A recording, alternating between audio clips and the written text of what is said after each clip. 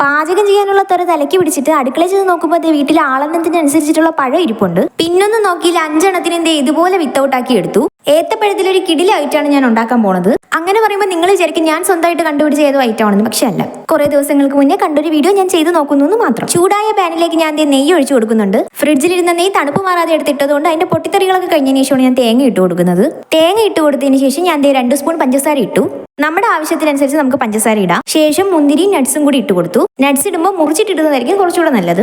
അത് മൂപ്പിച്ച് അങ്ങോട്ട് മാറ്റി വെച്ചതിന് ശേഷം നേരത്തെ വിത്തൗട്ടാക്കി വെച്ചിരുന്ന പഴത്തിനെ വീണ്ടും എടുത്തു. നടുക്കൂടെ വരഞ്ഞ് അതിനെ പോസ്റ്റ്മോർട്ടം ചെയ്ത് അതിനകത്തേക്ക് ഞാൻ തേങ്ങാ മിക്സും കൂടെ എടുത്ത് വെക്കുവാണ്. അങ്ങനെ 5 എണ്ണത്തിനെ ഞാൻ ആ ഒരു പരുവത്തിലാക്കി എടുത്തിട്ടുണ്ട്. ഇനി ഒന്ന് മൈദ മുക്കിയിട്ട് ഇതിനെയൊക്കെ ഒന്ന് പൊരിച്ചെടുത്താൽ മാത്രം മതി. ആവശ്യത്തിന് മൈദയും ഉപ്പും മഞ്ഞപ്പൊടിയും കൂടി ഇട്ട് ഞാനൊന്ന് കലക്കിയെടുത്തു. ഇനി ഓരോ പഴമായിട്ട് മൈദയിൽ മുക്കി പൊരിച്ചെടുക്കുക. എന്തുകൊണ്ടെന്നറിയില്ല, മാവ് ചെറുതായിട്ട് അടിയിൽ പിടിച്ചിട്ടുണ്ടായിരുന്നു. കാണാനൊരു ചൊറി പിടിച്ച ലുക്കായിരുന്നെങ്കിലും ഒടുക്കത്തെ ടേസ്റ്റ് ആയിരുന്നു.